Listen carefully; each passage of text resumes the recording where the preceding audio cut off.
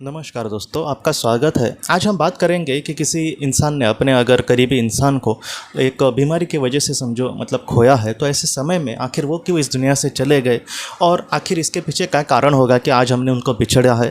तो इस तरीके से जब चीज़ें हमारे साथ होती है दोस्तों, तो इसके थोड़ा सा पीछे जाने की हमें कोशिश करनी होगी।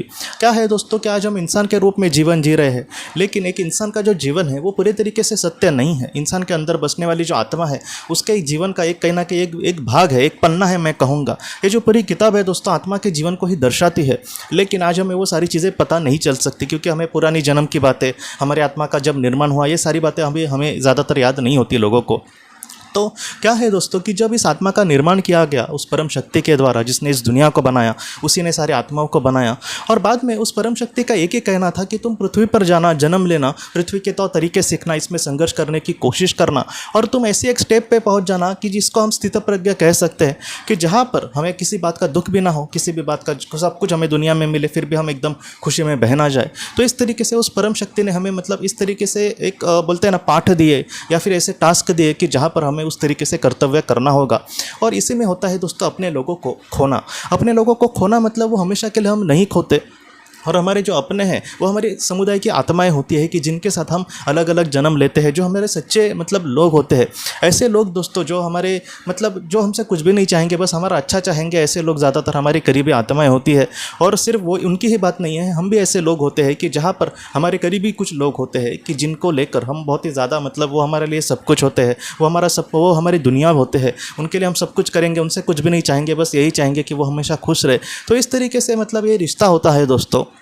तो अगर बीमारी में अगर कोई किसी अपने को खोता है, तो ऐसे समय में दोस्तों ये तय है कि कहीं ना कहीं उस आत्मा का चले जाना निश्चित था। एक नैसर्गिक ही मृत्यु इसको हम कह सकते हैं।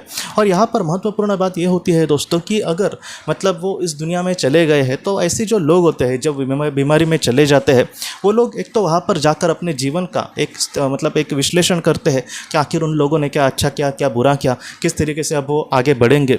और बहुत सालों के बाद उचित समय पर हो सकता है कि वो जन्म ले।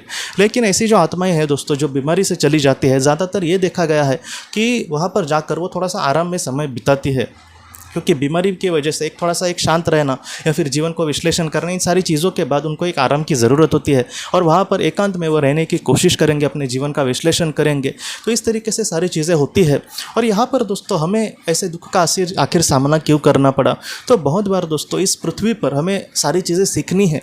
जैसे सारी चीज़ों से हमें गुजरना है, अमीरी से, गरीबी से, बीमारी से, अलग अलग चीज़ों से। बहुत बार एक विफलता हमारे हाथ में लगती है, कुछ भी हम करने की कोशिश करें।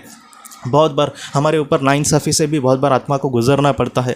ऐसे एक बहुत ही करप्ट देश है, और वहाँ पर हो सकता है कि सारे गरीबों पर बहुत ज़्यादा अन्याय होता हो। तो ऐसे समय में हमें हो सकता है कि नाइंसाफ़ी का सामना करना पड़े। तो ऐसे समय में हम किस तरीके से अपने आप को संभालते हैं, ये जो सारी चीज़ें हैं दोस्तों बहुत ज़्यादा महत्वपूर्ण होती है एक आत्मा के लिए।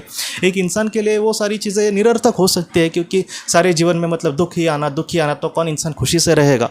लेकिन दोस्तों एक आत्मा के लिए वो चीज़ें बहुत ज़्यादा महत्वपूर्ण होती है।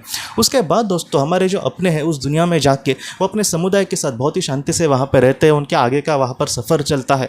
और जब हम अपने जीवन कर्तव्य पूरा करेंगे, बहुत ही अच्छे से अपने जीवन में अगर आगे बढ़ने की कोशिश करेंगे, तो बहुत ही अच्छे से हमारा जीवन कर्तव्य, जीवन उद्देश्य पूरा हो जाएगा। और ऐसे समय में क्या होगा दोस्तों कि जब हम उस दुनिया में समझो पहुँच गए, तब ऐसे समय में वो हमारा स्वागत करने आएंगे। उसके बाद सारी चीज़ें हमें पता चलती है कि आखिर ऐसे क्यों हुआ।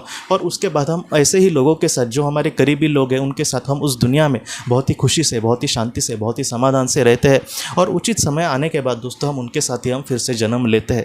पहले भी हमने उनके साथ जन्म लिया था, बाद में बिछड़ गए, फिर से वहाँ पर मिले, फिर से बिछड़ गए, फिर से वहाँ पर मिले। तो ऐसा जो चीज़ें हैं दोस्तों हमेशा होती रहती है आत्मा के साथ। इसलिए आज आप उनसे दूर गए हैं तो आप दुखी मत होना, वो हमेशा आपके साथ है। वो यही चाहेंगे कि आप अपने आप को संभालना, आप अपने जीवन में आगे बढ़ना। आप कहीं ना कहीं बार बार दुखी मत होना उनको लेकर। आप अपने खान पान पर अच्छे से ध्यान देना, आप अपने हेल्थ का ख्याल रखना, यही बातें वो ज़्यादातर कहते हैं। तो इस तरीके से आप इन सारी बातों को लेकर ज़रा भी दुखी मत होना। आपके जो अपने हैं जहाँ पर भी होंगे, बहुत ही सुख से, बहुत ही समाधान से, बहुत ही शांति से उनके लोगों के साथ ज़रूर रह रहे होंगे। और उचित समय आने के बाद अगर हमने जीवन कर्तव्य अच्छे से पूरा किया, तो हम भी उनके साथ बहुत ही खुशी से रहेंगे। लेकिन फ़िलहाल आप अपने आप को संभालना और आपके लिए जीवन में आगे बढ़ना, आपके जो अपने हैं आपसे यही चाहेंगे दोस्तों। तो दोस्तों हम अपने अगले वीडियो में मिलते हैं। आप अपने परिवार का ख्याल रखना। आपका बहुत बहुत धन्यवाद। अगर आपने किसी अपने को खोया है और अगर आप किसी जेन्युइन भरोसेमंद थेरेपिस्ट की तलाश कर रहे जो आपके अपनों के संदेश आपको दे सके, तो आप इस नंबर पर व्हाट्सएप मैसेज कर सकते हैं। हम जितना हो सके आपको किसी अच्छे थेरेपिस्ट के बारे में बताने की कोशिश करेंगे जो आपको बहुत ही अच्छे से संदेश दे और आप अपने जीवन में आगे बढ़ पाए। आपका बहुत बहुत धन्यवाद।